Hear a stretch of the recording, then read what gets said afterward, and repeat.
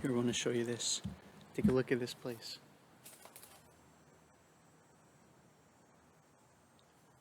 Not a bad Zoom green screen, eh? Just joking. Yeah, recording outside is actually pretty fun. I could definitely get used to this. This is just like a little bit off the trail. It got dark and then light again, so I'm gonna try to use this pocket of light. I don't know, it's kind of fun. Kind of in like the dune. What's it called? The Homer Watson or Dune Park or something like that. Near Conestoga College. Welcome to the class, the psychology of art. I know you're like, what? Who is this guy? What's he talking about? Why is he talking from us to us from the woods? And I'm just, I don't know, trying to do something a little bit different with this video and with this class. And I think the thing with this class that's a bit different than any other class I've ever taught is that it's a two-part class that someone else is teaching part two. All right, so I want you to know that from right off the beginning. And the reason that matters is it changes a little bit how I deliver. And so there's an established kind of these established modules of what the class is, right? And all they mean by that, I'll show you in a second, is just kind of topics, subtopics, and modules. Modules is just the word Nipsing loves, topics. That these topics we're going to touch on this idea of the psychology of art, right? And this idea of like, what is art? And we're not going to just be talking about fine art, although we will. We're also going to be talking about like media art and censorship and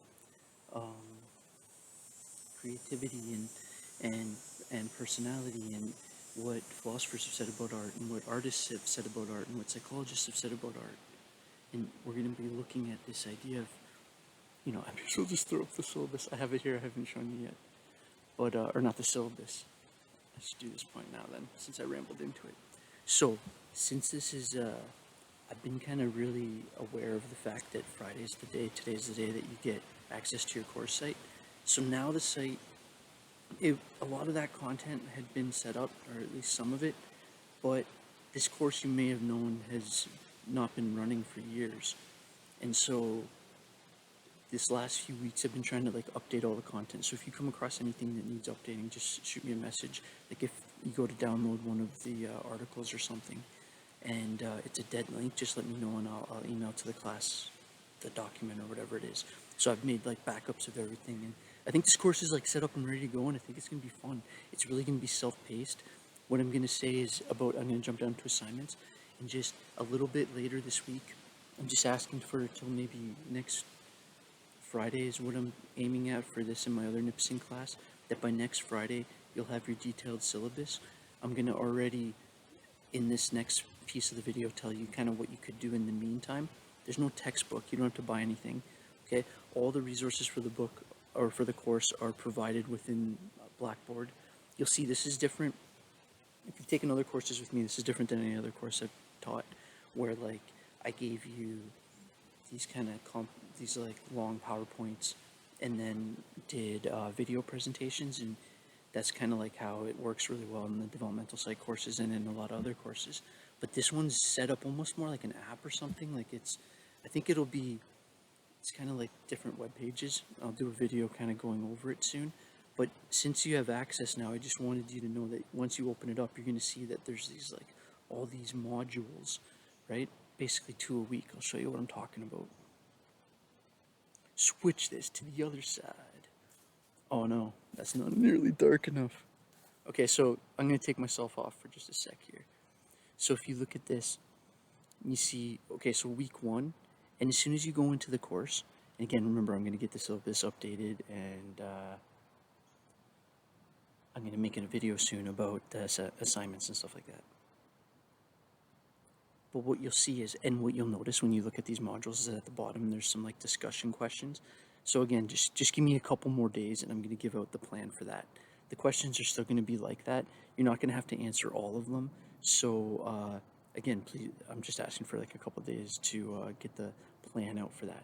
But I think that what you'll see now is the entire course is set there, right? You could, and I'm trying to set this up so that you could either kind of go really intense at it and do it early in the term, or you can space it out throughout the term, or you can do it later in the term. And I'm going to have flexibility with, at least more flexibility than usual with like when things are doing all that. Okay, so all that rambling aside to basically say, like, I got a bit more information coming soon, but let's talk about what this course is going to be about. So we're going to look at this idea of like, yeah, the introduction is just sort of an intro, and you'll see like I tried to keep it, since it was written by someone named Jen Walsh, was a really interesting side story, and totally, the person that developed this course is actually my cousin, and how it worked is that she developed this course and a bunch of other courses with Nipissing, and then was teaching developmental psych, and then she had kids, and when she was leaving, she recommended my name, and Roxana and I connected, and then that's how I started teaching developmental psych a few years ago, and then like this is the first time I saw this course, and then I was just reading through it, and some of the comments, like you'll notice it's like the intro I kind of left in just her tone. It was really the only part that kind of had that, but where you can tell it's like maybe not my writing. But yeah, I think like how cool is that? Like me and Jen are really close, and it's like just weird how life works. Like even when I took the course, I didn't realize that. Yeah, you might have found that interesting, or maybe not. But you know, life's a funny thing. But anyway, so let's get to what this course is, because I just got on that rant about the introduction, because I wanted to make that point to you, because I thought that was pretty cool. So where I think I'm going to be playing the big role in this is, first of all, like having set it up, and then through the assignments. And again, I think this is going to be kind of cool, because I want you to just not have to do a bunch of writing stuff. If people like doing, like some of you that have had classes with me before, and it was amazing seeing a bunch of your names of people that I recognize. I know you're like, just show the document, but I got to make this point too. Like I recognized a bunch of you, and it's like so cool to you know, get back to work again together. And to the people that I've never had before, I'd love like a little short message at some point whenever you have time, just like saying who you are and what you're interested in related to the psychology of art. But you'll kind of get questions that are prompts like that. Anyways, just I hope everyone feels welcome. Let's get back to the topic at hand. So week one, the first two modules. So again, that just means basically every week there's two different topics, two different kind of mini web pages within the Blackboard. You'll see what I mean as soon as you click on the content. So the first week, introduction and the psychology of art. The second week, why art matters, the different functions that art plays, right? Like expressive, creative, religious, sacred, all these different topics. What different philosophers have thought when they look at art. No, that's way too small. I can stick with this. Evaluating art, ethical issues associated with art. And this is where we're going to, in the middle here, get into some kind of interesting ideas around things like censorship. And since art's so subjective, like who defines what's okay and what's not okay. And I think you're set up in this to read some pretty interesting stuff and watch. And that's the other thing about, as you get into this course, you'll see the resources are sort of from all over, where maybe there's like a term I want you to learn, and it's just like a quick reference to Encyclopedia Britannica or even Wikipedia if it's just like a kind of common speech thing or a common knowledge thing. And it's everything from that to like longer or scholarly articles to like Wikipedia, to YouTube videos, to a whole variety of stuff. Okay, so instead of a textbook, it's kind of I don't know, it's an online course, sort of. So then censorship, bridging the two cultures, defining creativity. We spend some time looking at this idea of creativity and whether it's related to nature and nurture, and this fact that so many people have dealt with mental illness related to creativity.